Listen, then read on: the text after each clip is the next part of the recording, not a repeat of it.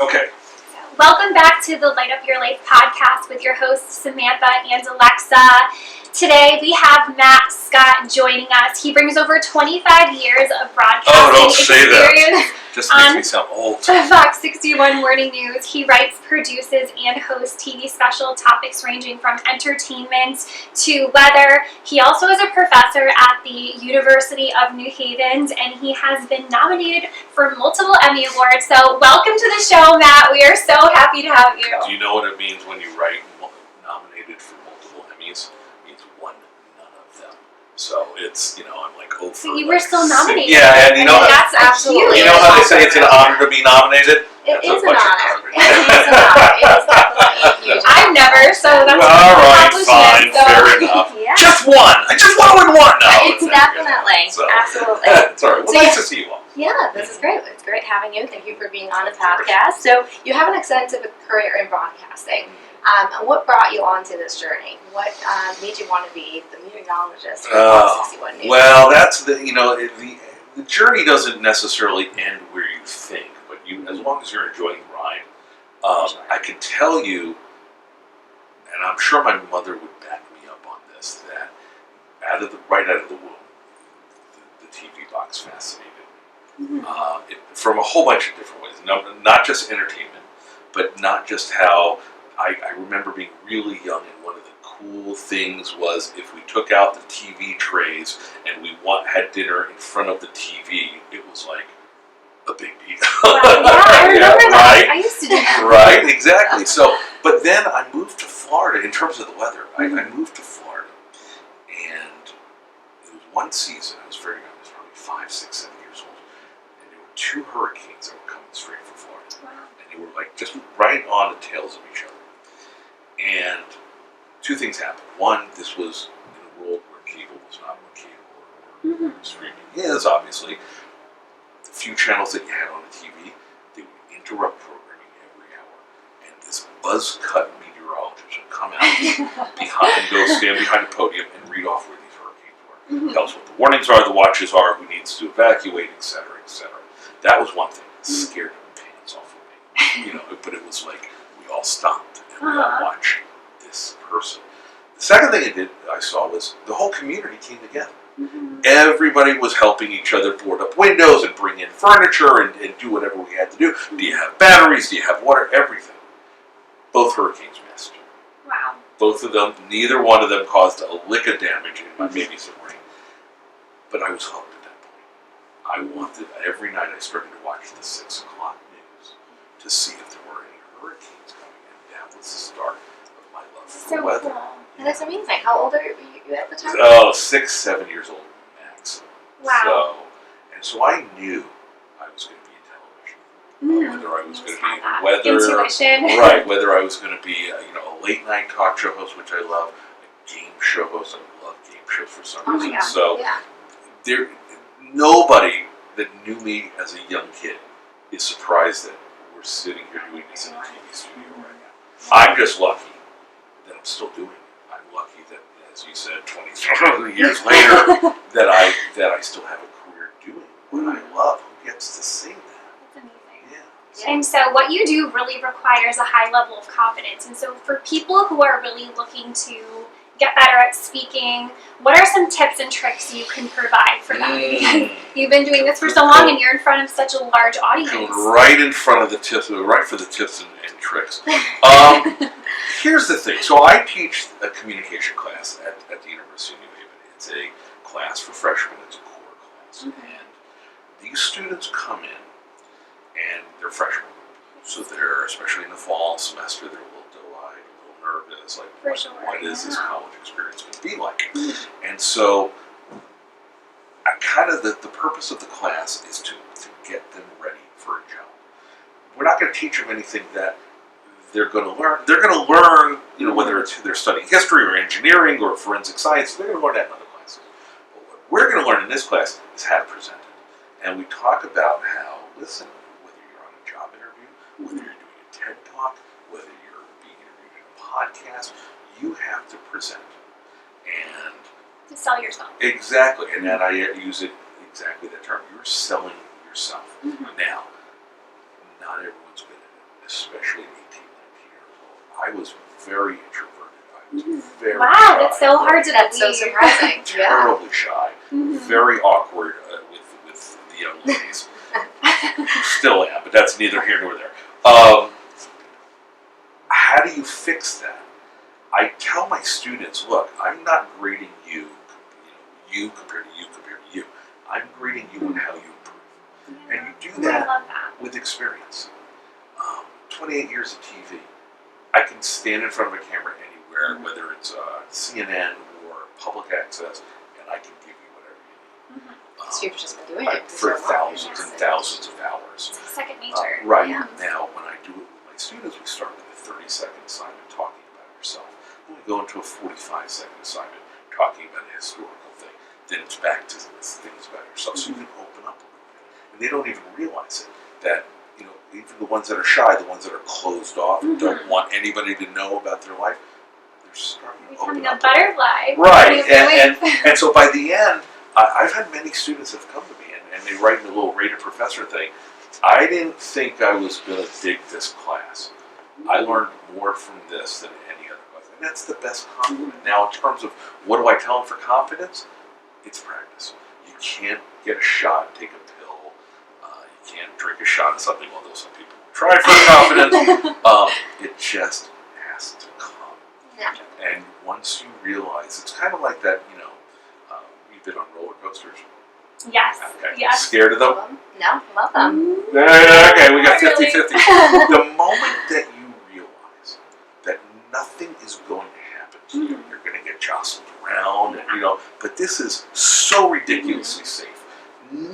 Nobody gets hurt. They go through this every day. They do tests. Once you realize that, you can kind of You're right. release a little And fear bit. is just something you build up in your mind That's before right. it even happens. That's right. So, So. once you get past that, it's like, oh, okay, and that is whether you're doing a TED Talk or approaching somebody at a bar. Because once you realize that I'm going to be okay on the other side, Mhm. it's a whole different ballgame. You're right. And also, you were saying, we were talking about this off air, that you teach your students the skills and things that you wish you knew at their age. That's the first thing I said. Yeah, and so can you share maybe one or two Well, things? that's in terms of college stuff mainly. When they interviewed me years ago, they said, okay, well, what would you teach in a communication class? I said, well, I think I would teach them in terms of not just this class, but in terms of college. Mhm. Tell me all the things that nobody taught me. Exactly. And that comes, believe it or not, time management. That comes from the simple things of just going to class. I mean, I remember my first semester where, what? They're not taking attendance? All right. And I tell my students, oh, come to class, come to class, come to class, come to class. You'll get something out of it, I promise you. So it's little things like that. Take notes. Just Note takers are money makers. yeah, there you go. I like that because it's some of this is they don't know, Mhm. and they'll come in and they'll sit back and they'll listen. They won't participate. I tell them, this is an interactive thing, and it only works when you're communicating back. It is a communication class Yeah. after all. So if they come with that open mind, they will do much better. If they don't come to class, I don't dock points, Mhm. but you're missing out. You're missing out on the things that you should have known. So it's little things like that. Do you see it changing and evolving over the years since social media is so prevalent now, and I feel like a lot of people hide behind their technology, so communication is really difficult. It has changed quite a bit since the pandemic. So How much time do you have? We could do this for hours and hours of the destruction of communication, thanks to not just social media, texting. Yes. So many. You pick the aspect of it, and I'll respond because none of it's good. Okay, you have to be able to realize that the way you text is not the way you speak. right. The way you speak on the phone is not how you talk to somebody in person. And And body language is so important. It is, It doesn't 100%. come across the same way unless you're sitting and kind of are able to that's right. show with your hands what you mean and Exactly. That it's- energy. It's the Yeah. energy. And that you believe have in it, the and room. believe it or not, on a side note, when I grade my presentations in class, I'm looking more at, are you using your hands? Are you Because it comfortable? really is. If you're up against the wall, or it makes a difference. So you're absolutely right. You know, I hate saying kids because they're young men, Right. but nowadays they've had social media, cell phones in their life for their entire life. They don't know a life without Snapchat or Instagram. And so, do I think that's been destructive? Absolutely, I do. Is it going away? No. Right. So you have It's to the be future able of to communication. You have to realize this is how we're going to communicate. So let's do it responsibly. Right. And we came up with amazing things over the pandemic, right? So even some of those Zoom parties, Yeah. and we Yeah. found ways We had to to be still innovative. connect Yeah. and Yeah. as a community, and still make time for your family and friends, Mhm. and to connect over Zoom and have little parties where you're ordering food in, Right. and you're having Yeah. a little martini on the side. There, But you're doing that over Zoom, and I think that's amazing that we There- still found the community. Schubert Theater was very good about this in New Haven. They would have their parties, which they could not have because of the pandemic, but you would go and pick up a box, and in it would be a couple of drinks and some samples of food. And if it was, if it was a masquerade day, we'd have a masquerade, whatnot. And I love the Zoom, and they would do a cooking demo right there. So Wow. there you were, and Yeah. everything there. So I will say this: technology has certainly allowed us to be creative, and it's Yes. amazing what it can do now.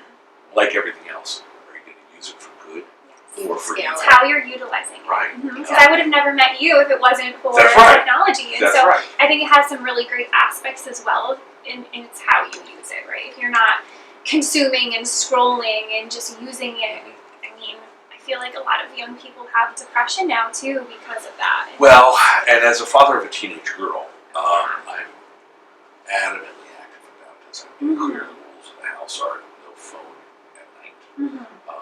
I make my daughter leave the cell phone in the In kitchen. the kitchen, I In the do the kitchen, same yeah. thing. Once And- it's bedtime. and the computers as well. Yeah. And they said, why? I said, because I want to see it when I wake up, because I wake up at, the dark 30 a.m. The middle Yeah. is stupid.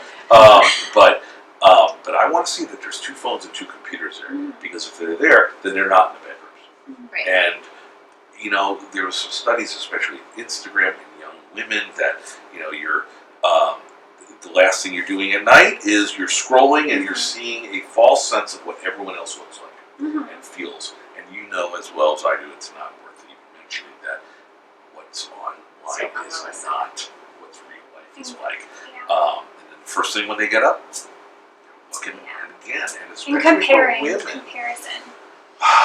Yeah, it's unrealistic Teenage expectations. life is tough enough as it is. Mhm.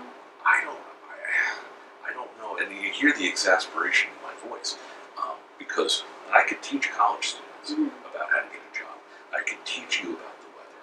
I could teach you about how to communicate, but this continues to blow my mind. Yeah, it continues to evolve, and we're definitely getting into the unknown where we don't know what's really.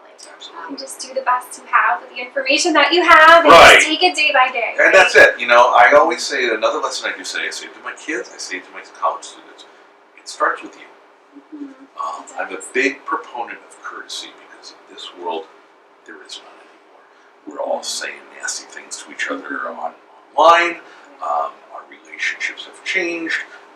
We now have such a rhetoric in the country that people are determining how good or how not good you are based on who you voted for or what you believe in, and it's not getting better. But it starts with you.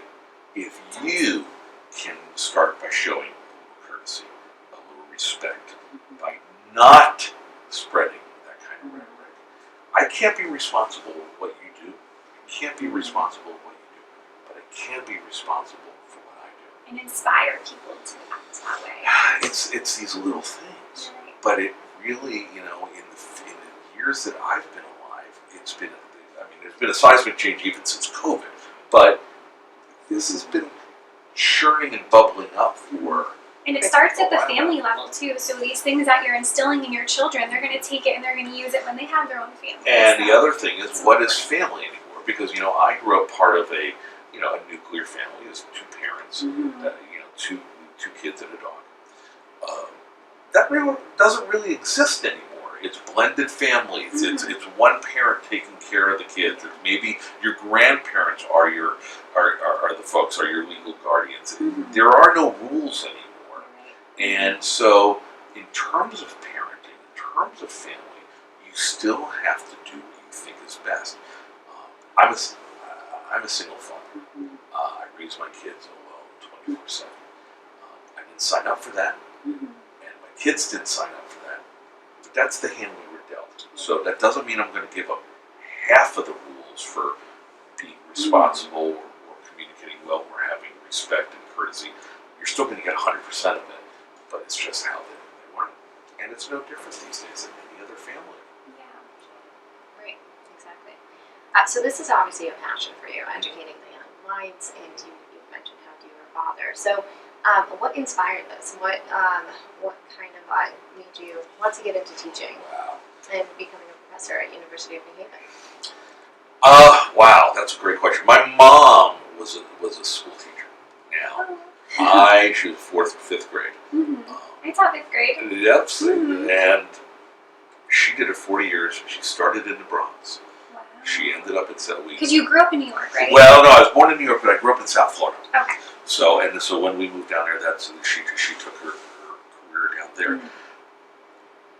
I never once, watching her, said, "Maybe teach."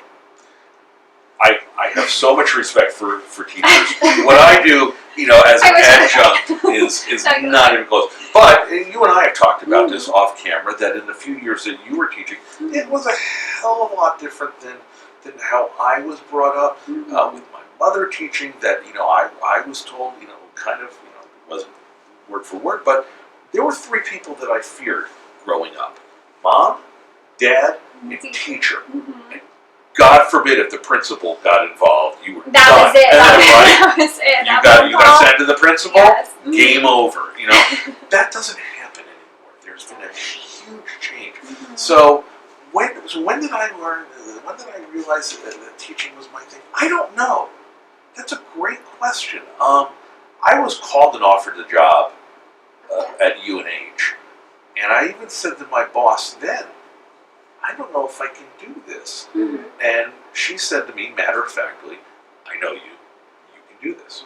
And that, even just that one sentence, I mean, here I am repeating that conversation 6 years later. She saw something in you that you didn't see Just yourself. one little Mhm. thing changes the course. So Yeah. again, in a world of nasty rhetoric, look at how negative you can be and put that out in the universe, or look how positive you can be. Mhm. I'm not a positive person. I mean, I am positive enough, but I grunt at traffic just like everyone else. When I oversleep, I get angry. I When think we all do that. right. Yeah, those are negative Okay, feelings. but it doesn't change the fact that I can spread just a little bit of positivity, Mhm. and I think that's what teachers need. They also need twice the money that they make easily, because I think Yes. that would give a little I more agree. incentive, to stay in this, because they put up with a lot of crap, and it's not just from the kids; it's from the parents, and Mhm. it's nobody's fault. Yeah. It's just the way that we've developed the world these days. You're right. And when I was teaching, I felt like I was a babysitter. And I went to Right. school for 7.5 years to be able to teach young minds. And I felt like I was just being their mom. I was being their Yeah. nurse. I was being their It- social worker. So it changed a lot. Yeah, and I, watching my mother do it as well. I asked her once. I tell this story a lot. When did it change for you? And she said, it used to be, getting back to the, you feared mom, dad, and teacher. She would say, if I had a parent-teacher conference, both parents came in, and if I said Timmy did this, they would go home and take care of Timmy. You would believe the teacher. Exactly, no questions asked. Then there was a moment, she says, where if I had a parent-teacher conference, I had one parent come in, and I would say, well, Timmy did this. And they would counter by saying, well, Timmy says you did that. And she said, I lost them at that point. Yeah. And it was a valid point. I never forgot that. So as a result, I swore up and down, and I've done this now for 11 years that my children have been in public school. I've gone into every teacher in elementary school. I've gone into the principals. I've introduced myself every time. And So I've told them, important. whatever you say goes. Whatever you need I will give you. I will not second guess you. I will not give you pushback. Whatever you need, because I need you more than you need me. Right. And I think that's made a little bit of a difference. Yes, So, for sure. That parental involvement. When I was teaching, there would be times where parents wouldn't come at all. They Right. would schedule an appointment and they wouldn't show up, and I'd be Yeah. calling them, and half the time I didn't meet some of the parents And at what- all the yeah. entire year. And so then you have to see That's where these unfortunate. kids are coming from. And It's hard because, and I see this, to bring it back to the college level for a second, you can tell halfway in the semester who's not getting it. And I don't mean like you've pushed them away. You can say to them, and I do, hold them after class, say, what's going on? None of my business. Some of them don't tell you. But I try to, the parent in me tries to come out. But when you see somebody that's just stopped coming or isn't putting any effort, you could lead the horse to water, but you can't make him drink. And that's exactly what it feels like. And it's hard Right. because, to your point, you've gone to 7 years of teaching, learning how to teach. Yeah. I did this just because I was on TV and they said, oh, you're good at communicating. My boss said to me, you could do this. I said, well, how long are the classes? And she said, 75 minutes. And I went, without commercials? My God.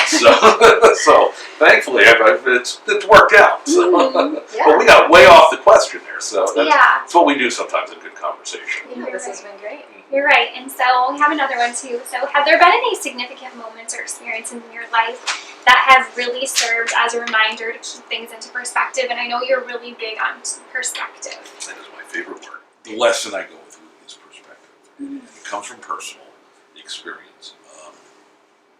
I've been living here for 20 years. And I moved here, I was married, and we bought a house, and we started a family, and we started saving money, and everything was good, and everything was great. Bought a bigger house, and then things changed. I lost my job. I lost my wife. I lost the house I just got you. because of the attorneys. And I almost lost my kids. And thankfully I didn't. Now, it was all gone. Everything I built up, everything I had gone. And it was tough. And then, to make issues even more unique, that was a time where I took on full custody of my children.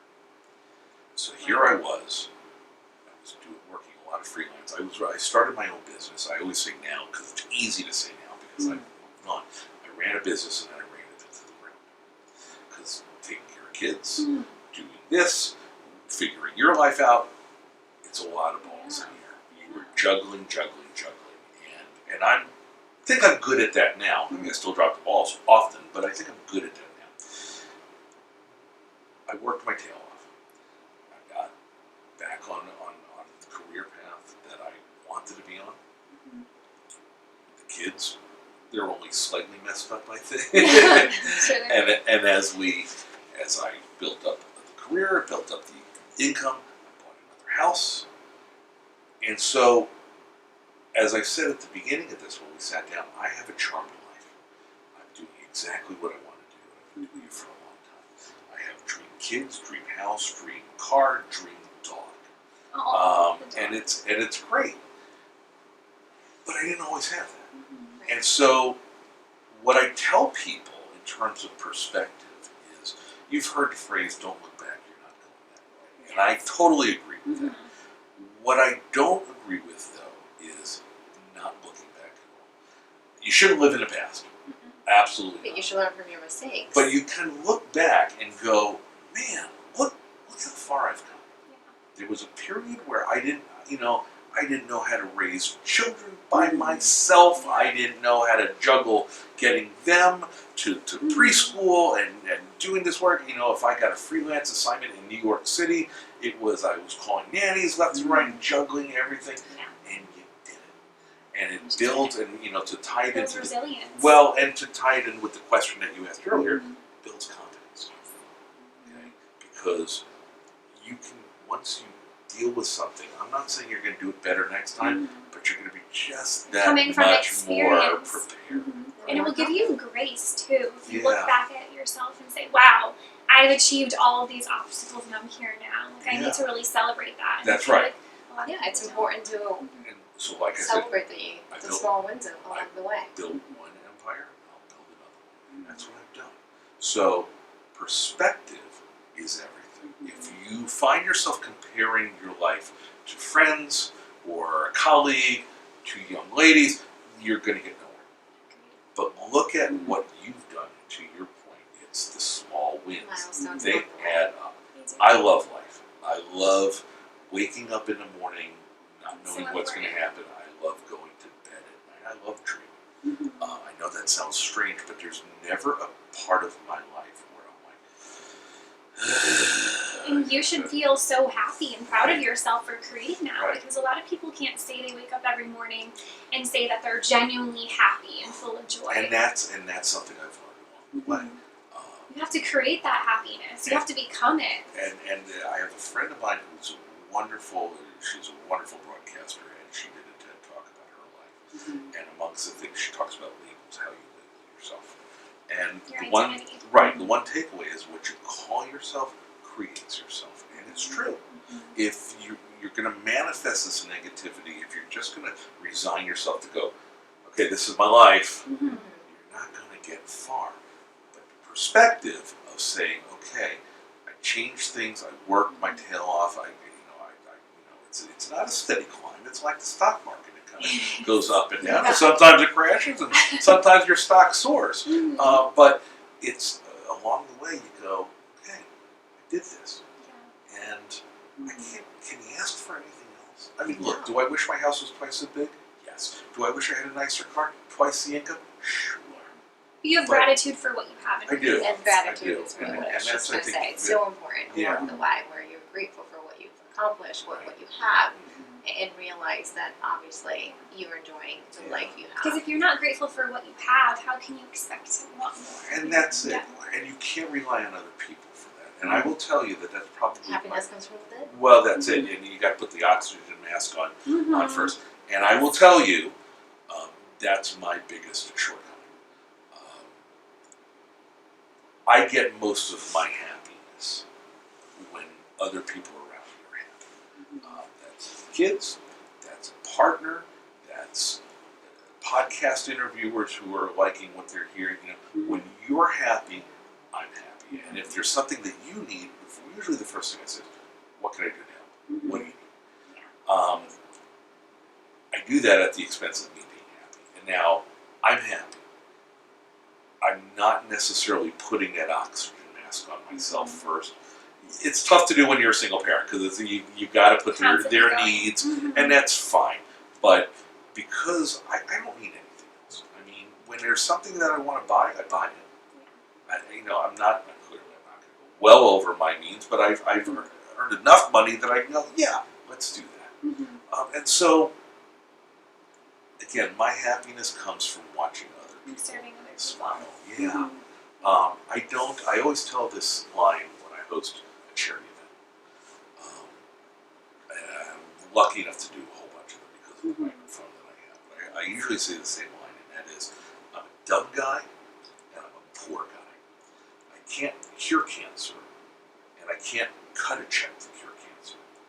But if I can help you with my microphone or being that person at your event to give you one less thing to worry about, so you can find the cure, or you can find the cash for the cure, I'll help you any way I can.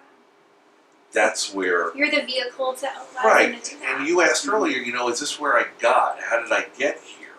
I wasn't expecting that, but I sure like it. I dig that. That's great. It's a good part of my life. That's amazing. It's been such a great podcast interview. Thank you so much. My And pleasure. we're sending all of you so much love and light. And before we go, Yes. where can our viewers find you? Oh gosh, Don't need you so want my many- home address? No. Fox 61, fox61.com, the Fox 61 Morning News. We're on from 4 to 11 every morning. Thankfully, I don't have to do all 7 hours. Sometimes I do, but I'm on at 6 a.m. We have a good team here. Yes, for sure. It's kind of like everything else. It's lightning in a bottle. You don't know what's going to work. You don't know if a relationship is going to work until you're actually in the relationship. You're not reading the back of a baseball card and getting stats. It's true. Although for relationships, that wouldn't be bad. Now that I think about it, should look into that. So yeah, Fox 61. And listen, if you see me at the grocery store, say hi. As long as you're not throwing produce at me, Very I'm good. pretty fine. Great. Well, thank you, everyone. We hope you have an amazing